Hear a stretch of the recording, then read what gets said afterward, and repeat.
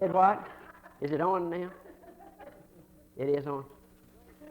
Well, anyway, he was a great big... It's not on? Oh. Okay. But he was a great big man, and you could just see when the light came in, when he understood. Because I stood there talking to him, and he just grabbed me, just in a bear hug, and just went, woo! Just started swinging me around. And now, back then, I only weighed 135 pounds, so... And he must have weighed over 200 pounds, and he was just swinging me all over the back of that little store there, you know. But it's when the light came in and he understood. And you can be saved in just an instant, just as soon as you believe, see. And that's what really thrilled me when she said, and I told that little girl how to be saved, and she'd just hug me, and then she'd just be all excited, wait a little bit, and give me another hug. And so I'm really praying that she was saved, and if she wasn't saved, I pray that she will be before the night's over. Because Susie told us, now when you go home, go to bed tonight, boy, you can just talk to Jesus. And so I certainly hope that she does, and I'll be praying that she does. You know, I'm always concerned about the physical well-being of the church, of my family and myself and the church. But boy, I'll tell you what, it's the spiritual condition, because that's eternal. That's the reason my first love is to see people saved. I want to see people saved. I'm going to do something a little different tonight. I wasn't going to do this, but it was just so interesting that I thought it'd really be good for the church. This book is called The King is Coming, and it was put out by Dr. Hawking, and he's a very reputable theologian. And by the way, that Barclay book you gave me, boy, that guy is something else. I'll give those back to you, Kathy. Don't you have a fireplace? I thought you had a fireplace. Oh. But he's really good. Turn to, if you will, to the 11th chapter of Revelation. And I'm going to read verse 1. Then I'm going to show you some things that really blessed my heart when I read these. There's quite a bit of reading, and that might be all we'll get done tonight. But it tells about the temples that have been built, the 3 temples. And then during the tribulation period, there will be the tribulation temple that they'll build any time now. Then there'll be a glorious temple called the millennial temple. And when they completed Solomon's temple, Shekinah glory came down and just lit up that place. That was the very presence of God. And now the 3rd temple that they built, that never did happen. The one that was destroyed in 70 A.D., that never did happen. Shekinah glory never did come down over that temple. And more than likely, I can't see that happening in the tribulation temple, but during the millennial temple, it certainly will. The Shekinah glory there will abide over that. It says, and there was given me a reed like unto a rod. Now, this rod was a measuring instrument, and it was 6 cubits, and a cubit is about 18 inches. So it was a standard length of 9 feet. Now, that's what the rod was. And there was given me a reed like unto a rod, and the angel stood, saying, rise and measure the temple of God, and the altar, and them that worship therein. But the court which is without the temple leave out, and measure it not, for it is given unto the Gentiles, and the holy city shall they tread under foot 42 months. Now, I would like to show you some things that he said about the various temples, and I mean, it really blessed me, because as I studied about these various temples, it makes us realize that, boy, we are in the last days. I mean, it could just happen any time now. First of all, prophecy tells us that in the last days, the Jews, we know that, will return to their own country. Now, I want to read you some figures. In 1882, there were approximately 25,000 Jews in Palestine. In 1900, there was 50,000 Jews in Palestine. In 1922, there were 84,000 Jews in Palestine. In 1931, there were 175,000. In 1948, there was 650,000. In 1952, there was 1,421,000, and today there are approximately 3,500,000 Jews in Palestine. That tells you something, doesn't it? Thus, the number of Jews has increased over 120 times in less than 100 years. They have been gathered from over 100 countries. 3 additional passages bear out this latter-day Jewish return. For thus saith the Lord God, behold, I, even I, will both search my sheep and seek them out. As a shepherd seeketh out his flock in the day that he is among his sheep that are scattered, so will I seek out my sheep and will deliver them out of all places where they've been scattered in the cloudy and dark day. And I will bring them out from the people and gather them from the countries and will bring them to their own land. That's Ezekiel 34, 11 to 13. And then Ezekiel 36, 24 says, For I will take you from among the heathen and gather you out of all countries and will bring you into your own land. And then Isaiah 43, 5 and 6 says this, Fear not, for I am with thee. I will bring thy seed from the east and gather thee from the west. I will say to the north, Give up, and to the south, keep not back. Bring my sons from far and my daughters from the ends of the earth. And it's very exciting to be living in that day when God is actually doing that. And you know what? All the atheists in the world, all the skeptics in the world can't keep this from happening. And I've always said, someone asked Scofield one time, C.I. Scofield, that is the editor of the Scofield Bible, they said, How can you prove that there's a God and that Bible is His Word? He said, Well, Israel. He said, look at Israel. Look at the prophecies concerning Israel. And I've said this before, I'm of English descent, and I don't know what else. I wouldn't even swear to that. But I was told that my folks came from England and Germany and Wales or something around in there. But you know what, even though they did, now they came over probably 100, 200 years ago, but I've never had any desire to go back to England. I've never said, that's my homeland and I want to go back. But yet the Jews have been scattered throughout the earth for 2,000 years, and they're still a nation, and their heart's desire is to go back to that land. Now that's a miracle. Only God could put that within the heart of people. And here's something else. Now when some of my ancestors came over here, I don't know what they came over, certainly it probably wasn't the Mayflower. I couldn't be that famous. But anyway, when they came over here, some of them no doubt were, say, pure English. They're not anymore. You see, America's a melting pot. But look at the Jews. They've been scattered all over the world, but they've remained a people. Now, I know some of them intermarried, but still, the majority of them are still Jewish people, and they still love their homeland and want to go back to their homeland after 2,000 years. They haven't even had a homeland. That's a miracle. That alone proves that there's a God and that He wrote the Bible. Now I want to tell you something about the temple. It says the rebuilding of the Jewish temple, there's ample scriptural evidence to show that the Antichrist will allow and perhaps even encourage the building of the temple and the rendering of his sacrifices during the tribulation. Now the first one wasn't called temple, it was a tabernacle. Now here's the instructions of the tabernacle. The instructions were given to Moses by God on Mount Sinai. It was to be patterned after the heavenly tabernacle. Time of construction, 6 months. Date of completion, April 1444 BC. Description and size. Consisted of 3 sections, outer court, inner court, and Holy of Holies. Outer court, similar to a picket fence, 150 feet long, 75 feet wide, 7.5 feet high. The inner court, the eastern enclosed section of a 2-room tent. Holy of Holies, the western enclosed section of this tent. The entire length of the tent was 45 feet. It was 15 feet high and 15 feet wide. Now, he goes on and tells all about the furniture in it, but I don't want to go into all that. But now the temple. Now, this is very interesting. The first temple, construction began under Solomon in April 966 BC, and was completed 7.5 years later in October 959 BC. God had given the blueprints to David, who passed them on to his son. Construction crew. Hiram of Tyre was the main contractor. Under him, 30,000 Israelites served to cut and carry the Lebanese cedars. Also, 153,000 non-Israelites were employed. These were superintended over by 3,600 foremen.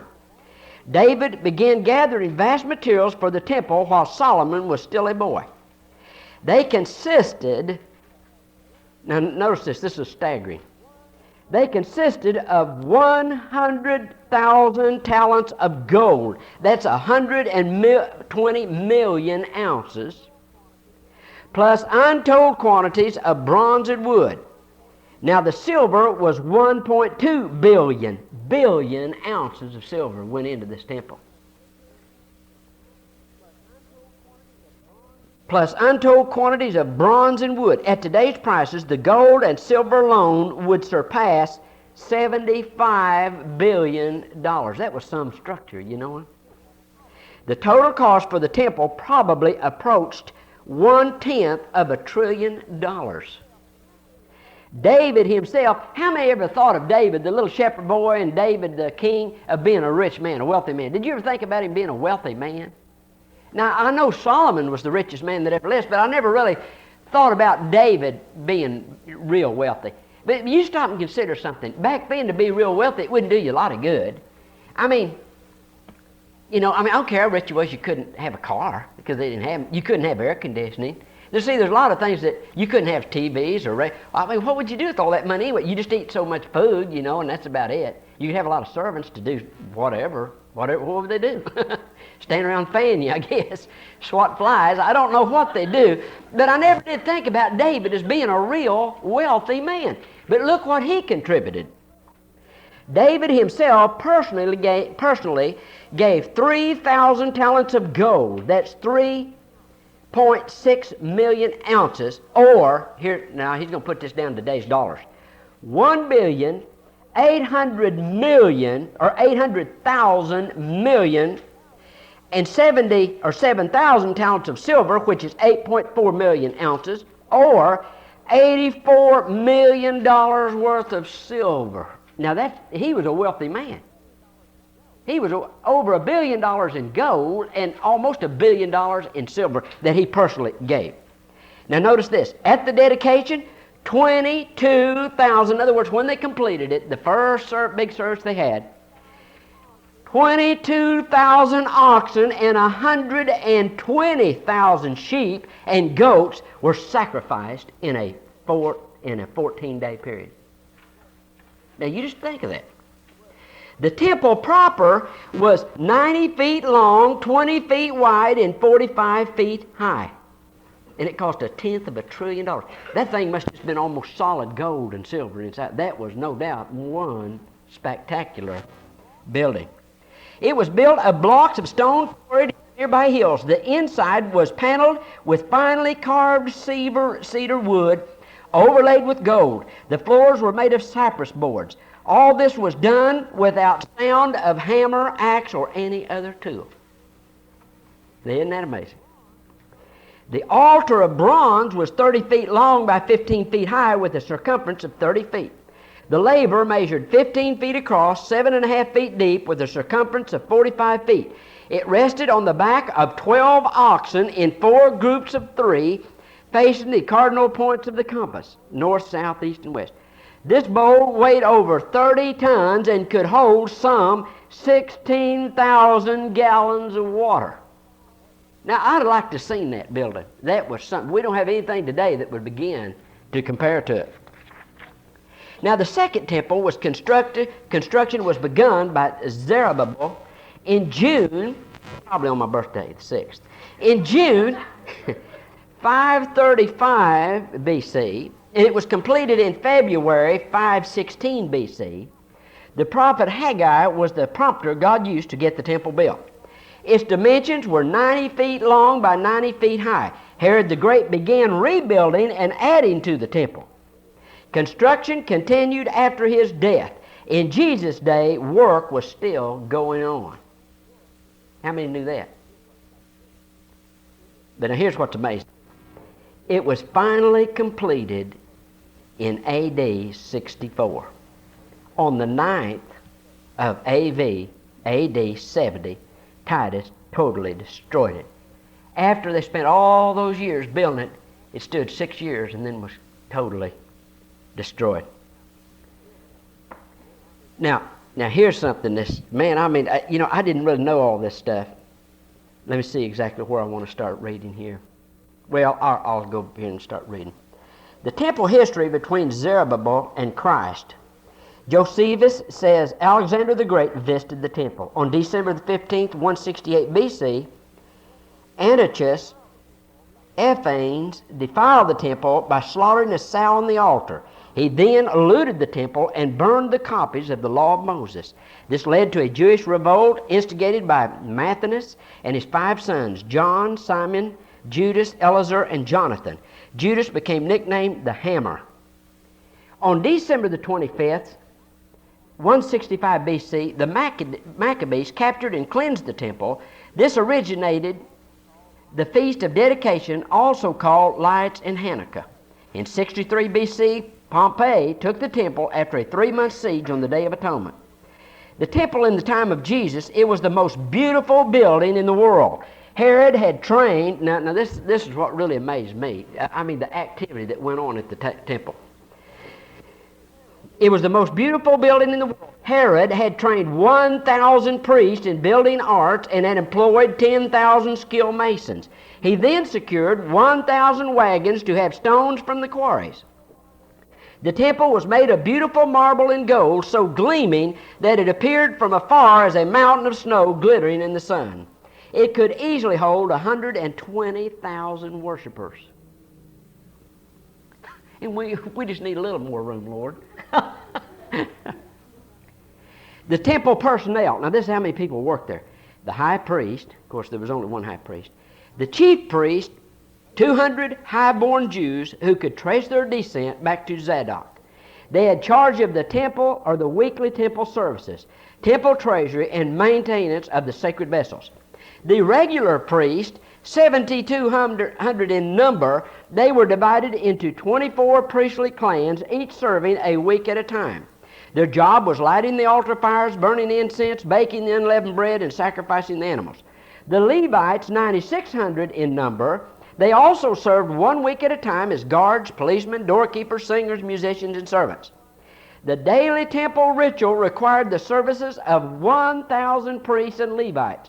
During the 3 great feast days, Passover weeks, booths, all 24 clans were required to attend. Thus, there were some 18,000 priests on hand. Now, that's a lot of help, isn't it, just to run the temple? You talk about one big service. Ooh, that'd been something. Now, the third temple. And he, the Antichrist, shall confirm the covenant. Now, this is in Daniel. And he, the Antichrist, shall confirm the covenant, his false treaty with many, Israel, for 1 week, 7 years, and in the midst of the week he shall cease the sacrifice and the obligation to cease, and because of the overspreading of abominations he shall make it desolate. Now, Jesus said in the 24th chapter of Matthew, 15th verse, when ye therefore shall see the abomination of desolation spoken of by Daniel the prophet stand in the holy place, run for the hills. Do you remember when he said that? All right. Here's another scripture, 2 Thessalonians. That man of sin, the son of perdition, who opposeth and exalteth himself above all that is called God, or that is worshipped, so that he as God sitteth in the temple of God, showing himself that he is God. And there was given me a reed like unto a rod. That's what I just read here in Revelation. Several questions may be raised at this point. Where will the third temple be built? Now this is, I thought this was important that I bring out some of this stuff so you know why those people over there, those Arabs, are having such a fit. It's very important to know why. There seems little doubt it will be constructed on the same spot where the first and second temples once stood, Mount Moriah. Note its eventful history, the place where Abraham offered up Isaac, the place where the hand of death angel stayed in David's time. David then brought this area from a Jebusite named Oran, the place where Solomon built the first temple, the place where the second temple was constructed. Now, here's why the Jews don't want to give it up. All right, now, notice. Jewish legend has it that in the beginning, Moriah was suspended in midair and the rest of the world created around it. Muslim legend teaches that the rock inside their dome on Moriah is the gate to paradise. They say believers can hear the roar of the 5 rivers of the Garden of Eden beneath Moriah. Here, they believe, is the rock Adam was created upon and the spot where Noah's ark rested. Here, a final judgment will take place. True believers will then be ushered by the angel Gabriel into paradise. Muslims believe Muhammad, riding on Buraq, a winged horse with a woman's face and peacock's tail, accompanied by Gabriel, came from Mecca to this rock before his ascent into the 7th heaven. Muslims also believe the souls of the dead pray there twice each week. What will happen to the Dome of the Rock, which must be removed to allow the construction of the third temple? Of course, no one knows. Perhaps an earthquake will destroy it, or maybe bombed or burned. It could be the Antichrist himself will relocate it on another nearby site. From 1948 to 1967, no Jew was allowed to come near the wall.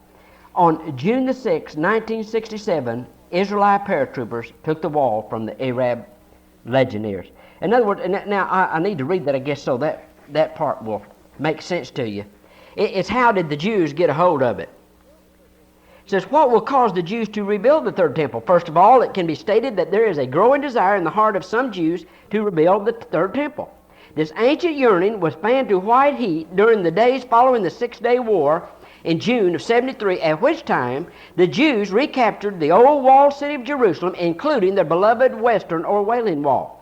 The western wall is 60 feet high and 200 feet long. It extends below the ground for 70 feet. It is the holiest spot in Israel to the Jew. The western wall was a part of the old retaining temple wall during the time of Jesus. It may rest on the ancient Solomon's wall. It was left by Titus to show the power of Rome in defeating a city surrounded by such a wall. The Jews began coming here during the 3rd century to lament the destruction of both temples on the 9th of A.B.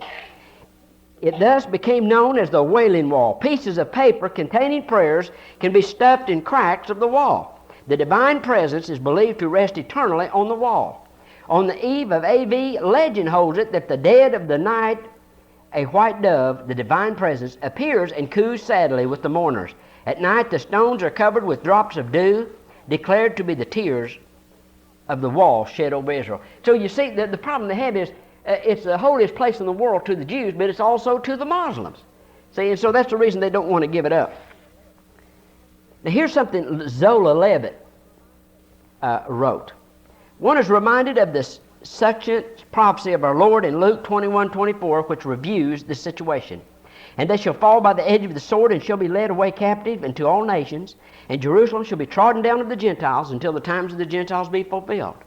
The scope of our Lord's foreknowledge is breathtaking.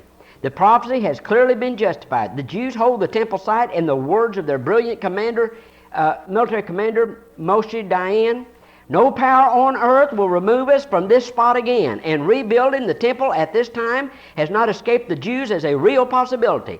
Rabbi Sion Halberstam, writing in the Jewish press August 2nd in 68, noted, when Jerusalem was in foreign hands, the question always arose, when can we rebuild our beloved temple? Even more so does this question arise today, when the blessing of the Almighty Jerusalem has been returned to the caretaking of Jewish hands. The temple grounds are again under the control of the descendants of those who stood upon Mount Sinai. When will the temple be rebuilt? Then this last thing. Evidently, he says, evidently the Orthodox Jews are serious about rebuilding the temple, because college studies in the ritual of the temple sacrifices and offerings have recently been introduced into the curriculum for rabbinical students at Israel University. The newly ordained rabbis are prepared to make sacrifices and offerings in a new temple which they expect to see built during their lifetime. The priesthood that is being trained is called Kohen. According to Israel's former military captain, Ashkenazak Chief Rabbi Solomon Goren, the priesthood does exist. It is a concept handed down to us by Moses, and it goes back to the first Kohen. Aaron is significant apart from his present partly ceremonial meaning, is now based entirely on our future as a people. I believe we will have to establish a third temple in modern Israel, and without a Kohanim, that would be impossible. The third temple will come in our time. It is a part and parcel of our Messianic tradition. I believe we're living in the last days. Man, I'll tell you, that's fascinating. Now I want to read this verse again and then we'll close. And there was given me a reed like unto a rod, and the angel stood, saying, Rise and measure the temple of God and the altar and them that worship therein. That temple is going to be built. Now you think about this. They're already training those priests in how to do animal sacrifices. And before they can do that, they have to even trace their lineage. They have to be sure that those men that are studying to do that are of the tribe of Levi. I heard on the news here some time ago, before they can do the sacrifices, they have to have what's called the ashes of the red heifer. How many have ever heard that? That's used in the sacrifices, the ashes of the red heifer. Some time ago, I heard on the news where they located a herd somewhere in New Zealand or somewhere, small herd of these pure red cattle. And they bought some of the heifers. And what they do, they burn these to a crisp, just complete ashes, then they mix it with water and they put them in big containers and they use some of it. Every time they have to use the ashes of the red heifer, they've already done that. They're already training the Levi priest, showing them how to do the sacrifices. And as he said, the Jews are at a white hot pitch to rebuild that temple. I believe God's right on schedule. And I believe we're living in a very exciting time. I just believe the tribulation period could start any time. For 2,000 years, the Jews did not have control of that dome of the rock that they do now. Of course, they're fighting with the Muslims over it, and the whole world would jump down their throat if they deliberately destroyed that. But what can the whole world do against God? You know, what can they do? Let's stand. I know tonight was just a lot of reading, but when I read that I was really fascinated, and it really made me realize why the temple means so much to the Jews. I mean, why they want it so bad, because of the other temples, and it's just part of their worship, and they feel incomplete. They can't really do their thing until they get their temple, and they're wanting their temple, and we know they're going to have a temple. Unfortunately, Antichrist is going to, yes.